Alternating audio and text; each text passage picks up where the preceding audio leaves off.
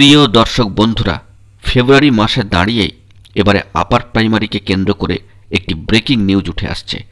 তবে কি পিটিশনার ভিত্তিক জাজমেন্ট হতে চলেছে বা এরকমই কোনো সম্ভাবনা থাকছে? আভাস ইঙ্গিতে তেমনটাই কি খবরে উঠে আসছে? বন্ধুরা, উঠে আসছে গুরুত্বপূর্ণ কিছু আপডেট নিউজ। অবশ্যই এই ভিডিওর মধ্যে সবটাই তুলে ধরার চেষ্টা করছি, তাই জরুরি ভিত্তিতে আপনাদের জন্য অত্যন্ত এক্সক্লুসিভভাবে এই আর্জেন্ট ভিডিওটি ক্রিয়েট করা। অবশ্যই ভিডিওটিকে সম্পূর্ণ শেষ পর্যন্ত শুনে বোঝার চেষ্টা করবেন ও ভিডিওটিকে শেষ পর্যন্ত দেখে নেবেন। যে সমস্ত বন্ধুরা চ্যানেলটি এখনও পর্যন্ত সাবস্ক্রাইব করেননি, সাবস্ক্রাইব করে নিয়ে সঙ্গে থাকবেন। বন্ধুরা, আমরা প্রথম থেকেই জানি যে স্কুল সার্ভিস কমিশনের যে ঘোষিত শূন্যপদ আপার প্রাইমারির ক্ষেত্রে তা হলো 14,339টি এবং ইতিমধ্যেই বেশ কয়েক হাজার চাকরি প্রার্থী কাউন্সেলিং সম্পন্ন করে বসে রয়েছেন এবং শূন্যপদ এখনও পর্যন্ত রয়েছে। পরবর্তী ফেজের কাউন্সেলিং নোটিফিকেশান আসা মাত্রই ওয়েটিংয়ে থাকা বন্ধুরা সেদিক থেকে কিন্তু একটু একটু করে উপরের দিকে উঠতে থাকবেন, স্কুল পছন্দ করবেন।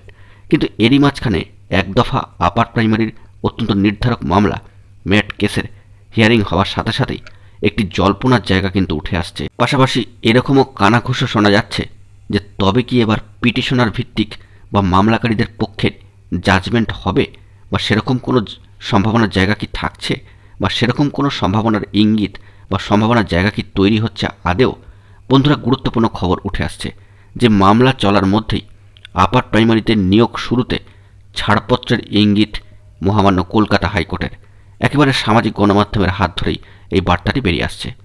অবশ্যই সম্মানীয় বিচারপতি তব্রত চক্রবর্তী মহাশয়ের ডিভিশন বেঞ্চ গত শুক্রবার শুনানির মধ্যেই গভীর পর্যবেক্ষণে জানায় যে মামলাকারীদের সমসংখ্যক আসন ফাঁকা রেখে বাকি শূন্যপদের নিয়োগ শুরু করা যেতে পারে, সুপারিশপত্র দেওয়ার কাজও শুরু করা যেতে পারে।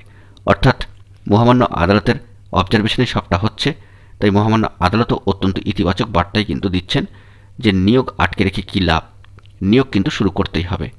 তবে একটা বিষয় যে মামলাকারী বা পিটিশনারদের সমসংখ্যক আসন বা শূন্যপদ ফাঁকা রেখে বাকি শূন্যপদে নিয়োগ শুরু করা যেতে পারে।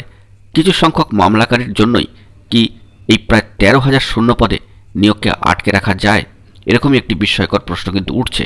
অবশ্যই এটি সঙ্গত একটি প্রশ্ন যে সমস্ত অভিযোগ করা হচ্ছে, মামলাকারীরা পিটিশনার পক্ষ যে সমস্ত অভিযোগ করছেন সেগুলির নিষ্পত্তির পাশাপাশি এই নিয়োগ প্রক্রিয়াটি এগোক, এমনটাই কিন্তু হওয়া দরকার। 2015 টেট হচ্ছে, 2016 14,339টি পদে নিয়োগের জন্য বিজ্ঞপ্তি বার হচ্ছে, কিন্তু একাধিক অভিযোগ থাকায় মামলার জেরে 2020-তে প্যানেল বাতিল হচ্ছে। এরপর আবার রিপ্রসেসিং শুরু হচ্ছে এবং 2021-এর জুলাইয়ের মধ্যে ভেরিফিকেশন প্রক্রিয়া ও নতুন করে ইন্টারভিউ নিয়ে প্যানেল প্রকাশের নির্দেশও দেওয়া হচ্ছে। গত বছর অবধি যে আপডেট স্ট্যাটাস 13,000-এর কিছু বেশি সংখ্যক প্রার্থীর নামের প্যানেলও প্রকাশ হয়, কিন্তু বিভিন্ন বেঞ্চে মামলা ঘুরতে থাকায় নিয়োগ এখনও পর্যন্ত সম্পন্ন হয়নি, ফাইনাল জাজমেন্ট উঠে আসেনি।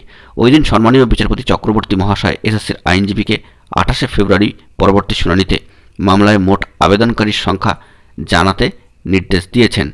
চাকরি প্রার্থীদের আশা আগামী শুনানিতেই নিয়োগ জট কাটতে পারবে।